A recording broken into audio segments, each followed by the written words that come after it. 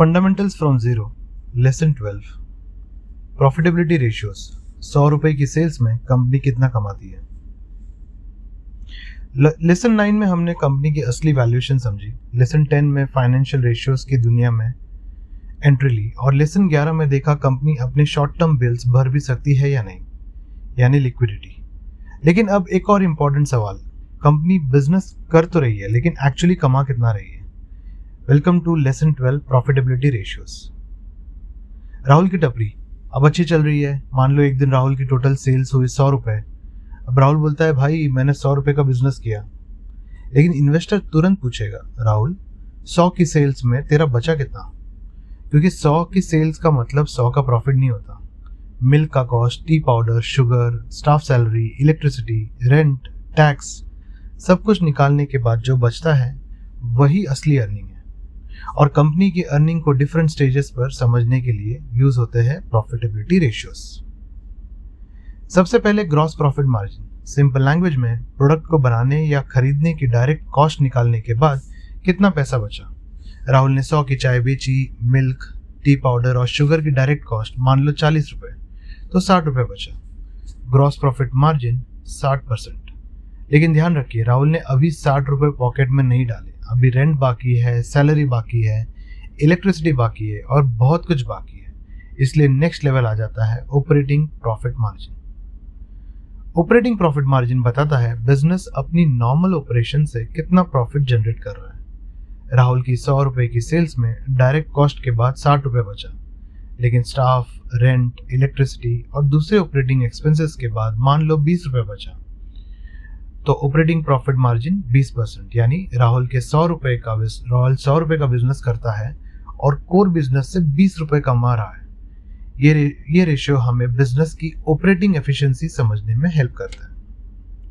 अब आते हैं फाइनल स्टेज पर, नेट प्रॉफिट मार्जिन।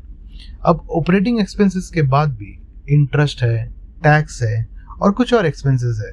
सब कुछ निकालने के बाद मान लो राहुल के पास सिर्फ 10 रुपए बचा, तो 100 रुपए की सेल्स में से 10 रुपए का नेट प्रॉफिट, यानी नेट प्रॉफिट मार्जिन 10%। यानी हर 100 रुपए की सेल्स पर कंपनी फाइनली 10% कमा रही है, 10 रुपीज कमा रही है।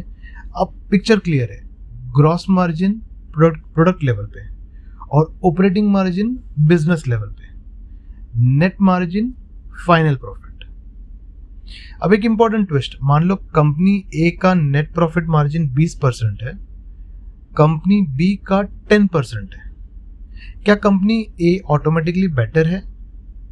Not necessarily. क्यों? क्योंकि कंपनी का साइज और एसेट्स भी मैटर करते हैं। इसीलिए हमने लेसन 8 में देखा था आरओई और आरओसी। आरओई बताता है शेयर होल्डर्स के पैसों पर कंपनी कितना रिटर्न जनरेट कर रही है, और आरओसी बताता है बिजनेस में लगे कैपिटल पर कंपनी कितना ऑपरेटिंग रिटर्न जनरेट कर रही है।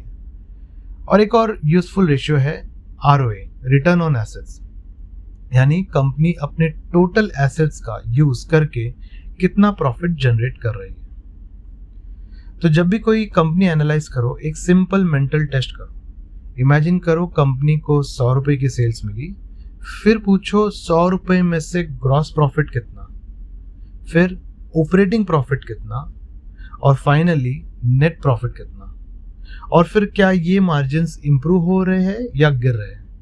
यही सबसे इंपॉर्टेंट पॉइंट है। एक कंपनी का मार्जिन 10% है, लेकिन अगर 3 साल में 5% से 10% हुआ है, यानी ट्रेंड पॉजिटिव है। दूसरी कंपनी का मार्जिन 25% है, लेकिन 35% से गिरकर 25% हुआ है, वार्निंग सिग्नल हो सकता है। रेशियो का नंबर इंपॉर्टेंट है, लेकिन ट्रेंड और इंडस्ट्री कंपैरिजन उससे भी ज्यादा इंपॉर्टेंट है। तो आज हमने प्रॉफिटेबिलिटी को 3 सिंपल लेयर्स में समझा। ग्रॉस मार्जिन, प्रोडक्ट से कितना बचा, ऑपरेटिंग मार्जिन, बिजनेस चलाने के बाद कितना बचा, नेट मार्जिन, सब कुछ देने के बाद फाइनली कितना बचा। और आरओए, आरओई और आरओसी हमें बताते हैं कंपनी अपने एसेट्स और कैपिटल का यूज कितनी एफिशिएंटली कर रही है। अगले लेसन में हम प्रॉफिटेबिलिटी के बाद एक और इंटरेस्टिंग क्वेश्चन पूछेंगे, कंपनी अपने एसेट्स और इन्वेंट्री को कितनी एफिशिएंटली यूज कर रही है, यानी एफिशिएंसी रेशियोज।